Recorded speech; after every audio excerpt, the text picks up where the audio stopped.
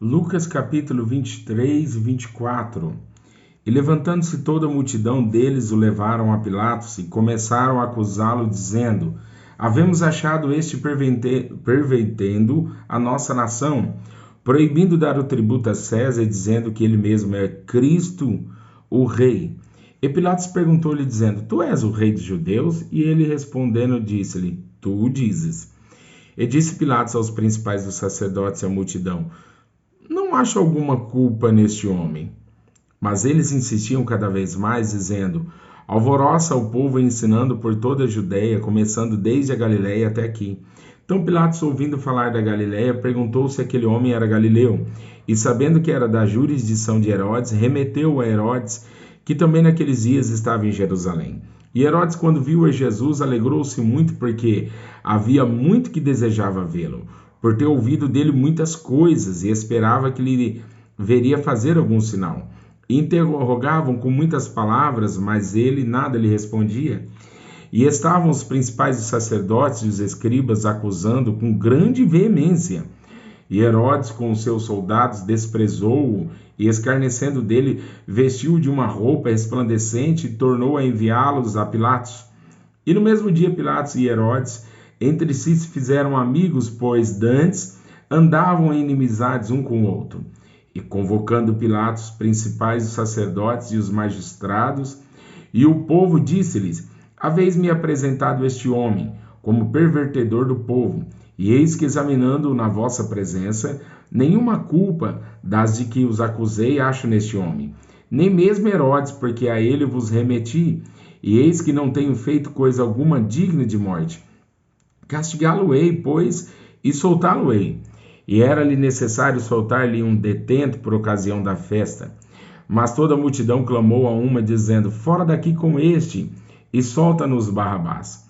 Barrabás fora lançado na prisão por causa de uma sedição feita na cidade e também de um homicídio. Falou, pois, outra vez Pilatos, querendo soltar a Jesus, mas eles clamavam em contrário, dizendo: Crucifica-o, crucifica-o. Então ele pela terceira vez lhe disse: Mas que mal fez este? Não acho nele culpa alguma de morte. Castigá-lo-ei, pois, e soltá-lo-ei. Mas eles instavam com grande grito, pedindo que fosse crucificado. E os seus gritos e dos principais dos sacerdotes redobravam. Então Pilatos julgou que devia fazer o que eles pediam, e soltou-lhes o que fora lançado na prisão por uma sedição e homicídio, que era o que pediam, mas entregou Jesus à vontade deles.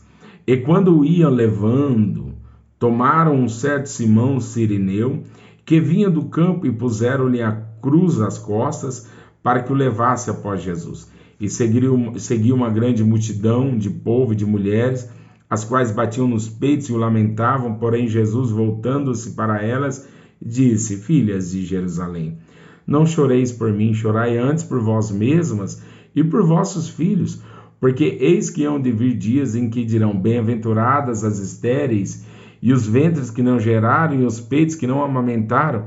Então começarão a dizer aos montes: Cai sobre nós, e aos outeiros: Cobre-nos, porque se ao madeiro verde fazem isso, que se fará ao seco?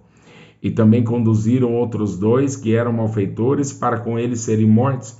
E quando chegaram ao lugar chamado a Caveira, ali o crucificaram, e aos malfeitores, um à direita e a outro à esquerda. E dizia Jesus: Pai, perdoa-lhes, porque não sabem o que fazem. E repartindo as suas vestes, lançaram sortes. E o povo estava olhando, e também os príncipes zombavam dele, dizendo: Aos outros salvou, salve-se a si mesmo, se este é o Cristo, o escolhido de Deus. E também os soldados escarneciam dele, chegando-se a ele, apresentando-lhe vinagre, e dizendo: Se tu és o rei dos judeus, salva-te a ti mesmo. E também por cima dele estava um título escrito em letras gregas, romanas e hebraicas: Este é o rei dos judeus. E um dos malfeitores que estavam pendurados blasfemava dele, dizendo: Se tu és o Cristo, salva-te a ti mesmo e a nós. Respondendo, porém, o outro repreendiu-o, dizendo: Tu nem ainda temes a Deus, estando na mesma condenação? E nós, na verdade, com justiça, porque recebemos o que os nossos feitos mereciam, mas este nenhum mal fez. E disse a Jesus: Senhor, lembra-te de mim quando entrares no teu reino. E disse-lhe Jesus: Em verdade te digo que hoje estarás comigo no paraíso. E era já quase a hora sexta, e houve trevas em toda a terra, até a hora nona, e escurecendo-se o sol, e rasgou-se ao meio o véu do templo, e clamando Jesus com grande voz, disse: Pai, nas tuas mãos entrego o meu espírito. E havendo dito isso, expirou. E o centurião, vendo o que tinha acontecido, deu glória a Deus, dizendo: na verdade, este homem era justo. E toda a multidão que se ajuntara a este espetáculo, vendo o que havia acontecido, voltava batendo nos peitos. E todos os seus conhecidos e as mulheres que juntamente o haviam seguido desde a Galiléia estavam de longe vendo essas coisas. Eis que um homem por nome José, senador, homem de bem e justo, que não tinha consentido no conselho e nos atos dos outros, natural de Arimateia, cidade dos judeus, e que também esperava o reino de Deus, este, chegando a Pilatos, pediu o corpo de Jesus, e havendo tirado, envolveu no lençol e pô-lo no sepulcro escavado numa penha, onde ninguém ainda havia sido posto. E era o dia da preparação, e amanhecia o sábado. E as mulheres que tinham vindo com ele da Galiléia seguiram também e viram o sepulcro e como foi posto o seu corpo. E voltando elas, preparavam especiarias e unguento no sábado. Repousaram conforme o mandamento. E no primeiro dia da semana, muito de madrugada, foram elas ao sepulcro, levando as especiarias que tinham preparado, e acharam a pedra do sepulcro removida, e entrando não acharam o corpo do Senhor Jesus. E aconteceu que, estando elas perplexas a esse respeito, eis que pararam junto delas 2 varões com vestes resplandecentes, e estando elas muito atemorizadas e abaixando o rosto para o chão, eles lhe disseram: por que buscais o vivente entre os mortos? Não está aqui, mas ressuscitou. Lembrai-vos como vos falou, estando ainda na Galiléia, dizendo: convém que os filhos dos homens sejam entregue, que o filho do homem seja entregue na mão de homens pecadores, e seja crucificado e ao terceiro dia ressuscite. E lembraram-se das suas palavras. E voltando do sepulcro, anunciaram todas essas coisas aos 11 e a todos os demais. E eram Maria Madalena e Joana, a Maria, mãe de Tiago, e as outras que com elas estavam, que diziam estas coisas aos apóstolos. E as suas palavras lhe pareciam como desvario, e não as creram. Pedro, porém, levantando-se, correu ao sepulcro, e abaixando-se, viu só os lenços ali postos, e retirou-se admirado consigo àquele caso. E eis que no mesmo dia iam 2 deles para a aldeia que distava de Jerusalém, 60 estádios, cujo nome era Emaús, e iam falando entre si de tudo aquilo que havia sucedido. E aconteceu que, indo eles falando entre si, fazendo perguntas um ao outro, o mesmo Jesus se aproximou e ia com eles, mas os olhos deles estavam como que fechados, para que os que não conhecessem. E eles lhe disseram: que palavras são essas que caminhando trocais entre vós? E por que estáis tristes?